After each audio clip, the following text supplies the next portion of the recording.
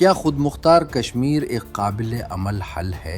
ایران، اسرائیل، امریکہ، خلیجی ریاستیں اور کشمیر کی جیو پولیٹکس۔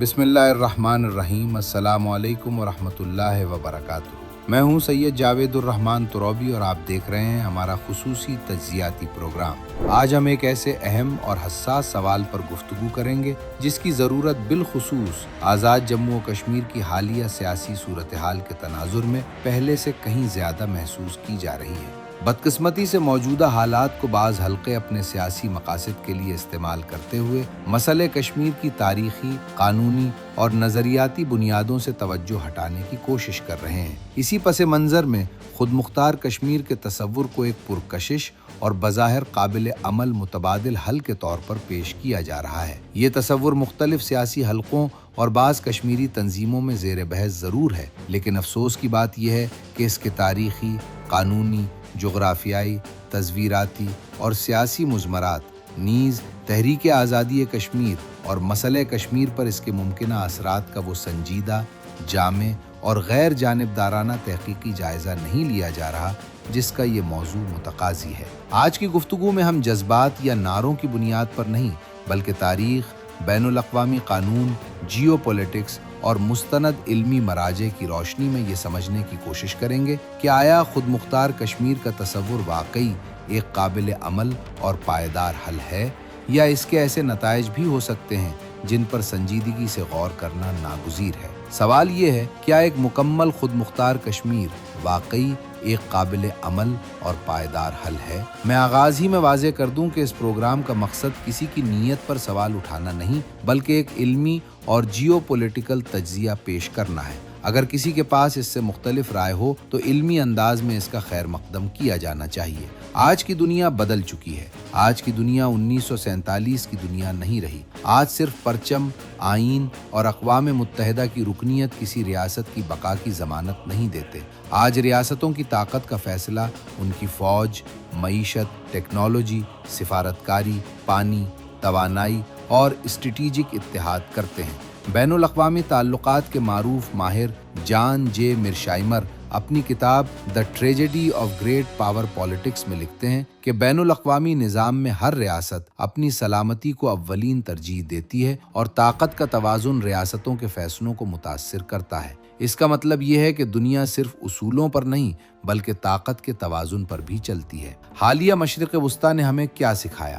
گزشتہ مہینوں میں ہم نے ایران، اسرائیل اور امریکہ کے درمیان شدید کشیدگی دیکھی۔ اس دوران دنیا نے محسوس کیا کہ خلیج کے کئی ممالک، قطر، متحدہ عرب امارات، بحرین اور کویت اگرچہ مالی لحاظ سے بہت مضبوط ہیں، لیکن ان کی سلامتی کی حکمت عملی صرف ان کی دولت پر نہیں بلکہ وسیع تر دفاعی شراکت داریوں اور علاقائی توازن پر بھی قائم ہے۔ یہ مثالیں یہ نہیں بتاتے کہ یہ ریاستیں کمزور ہیں بلکہ یہ ظاہر کرتی ہیں کہ جدید عالمی نظام میں معاشی طاقت اور تصویراتی خود مختاری ایک ہی چیز نہیں ہوتی۔ اب آئیے کشمیر کی طرف۔ اب ایک لمحے کے لیے نقشہ سامنے رکھیے۔ کشمیر کہاں واقع ہے؟ ایک طرف پاکستان، دوسری طرف بھارت، شمال میں چین، قریب ہی وسطی ایشیا۔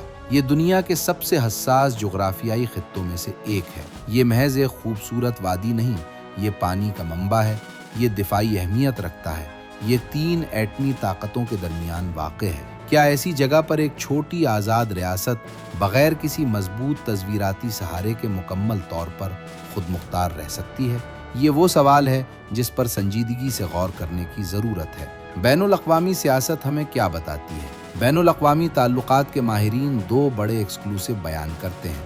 پہلا، جغرافیہ کبھی ختم نہیں ہوتا۔ دوسرا، طاقت کا توازن ہمیشہ سیاست پر اثر انداز ہوتا ہے۔ رابرٹ کپلان اپنی کتاب دی ریونج آف جیوگرافی میں لکھتے ہیں کہ جغرافیہ ریاستوں کی قسمت پر گہرا اثر ڈالتا ہے۔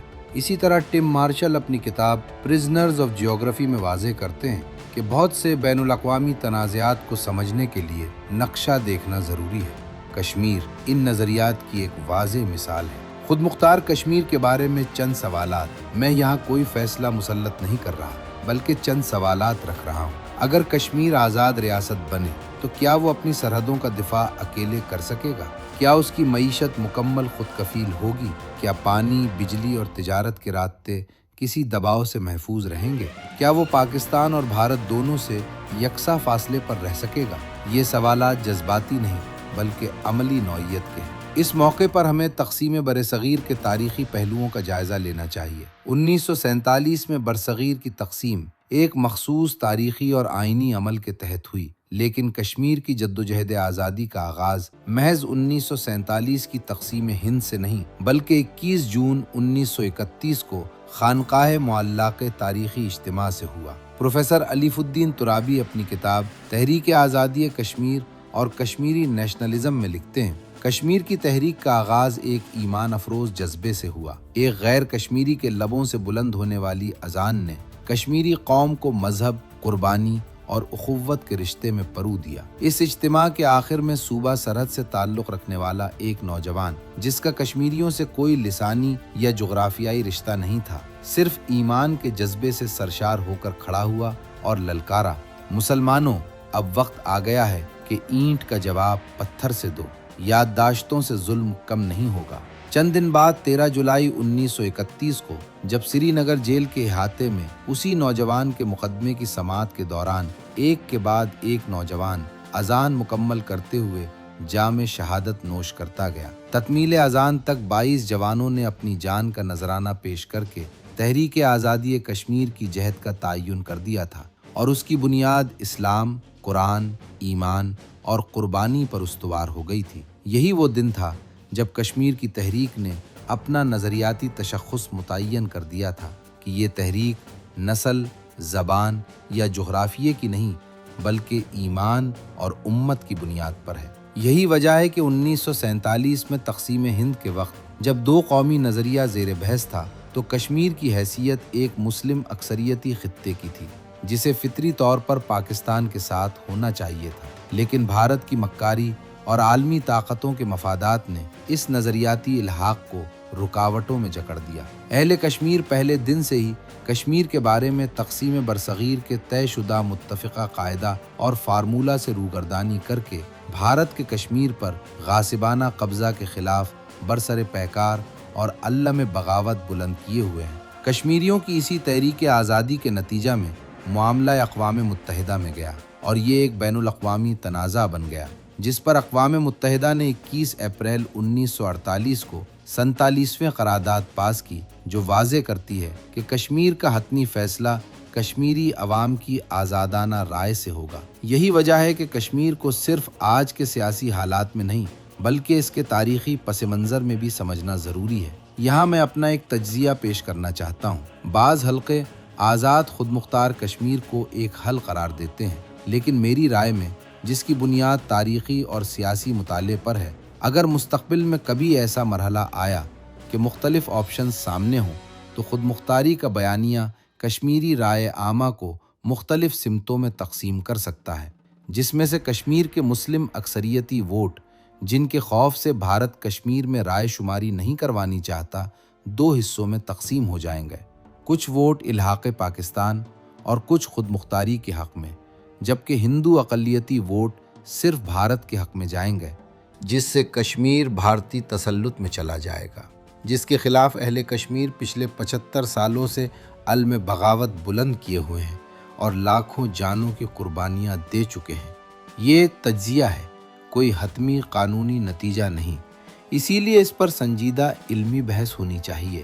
اسی بابت پروفیسر الیف الدین ترابی اپنی کتاب تحریک آزادی کشمیر اور کشمیری نیشنلزم میں لکھتے ہیں کہ کشمیر کی تحریک کا آغاز اسلامی شناخت، اجتماعی شعور اور نظریاتی وابستگی کے ساتھ ہوا، اور ان کے نزدیک اس تحریک کو محض ایک علاقائی قوم پرستی تک محدود کرنا اس کی تاریخی تعبیر کو بدل دیتا ہے۔ یہ ایک فکری موقف ہے اور اس پر اختلاف ممکن ہے، لیکن اسے سمجھنا مسئلہ کشمیر کی فکری تاریخ کو سمجھنے کے لیے ضروری ہے۔ اختتام۔ ناظرین، آج میں نے آپ کے سامنے صرف ایک سوال رکھا ہے: کیا موجودہ عالمی حالات، جغرافیہ، دفاعی حقائق اور بین الاقوامی سیاست کو سامنے رکھتے ہوئے مکمل خود مختار کشمیر ایک قابل عمل ماڈل ہے؟ اس سوال کا جواب جذبات سے نہیں بلکہ تحقیق، تاریخ، قانون اور جیو پولیٹکس کی روشنی میں تلاش کرنا ہوگا۔ اگلے پروگرام میں ہم بات کریں گے اقوام متحدہ کی قراردادیں، حق خود ارادیت اور مسئلہ کشمیر کی قانونی حیثیت۔ اگر آپ کو یہ تجزیہ مفید لگا ہو تو اپنے علمی حلقوں میں ضرور شیئر کیجیے، اپنی رائے دیجیے، اور اگر ابھی تک ہمارے چینل کو سبسکرائب نہیں کیا تو ضرور سبسکرائب کیجیے تاکہ آئندہ آنے والی تمام تحقیقی گفتگو آپ تک بروقت پہنچ سکے۔ والسلام علیکم ورحمۃ اللہ وبرکاتہ۔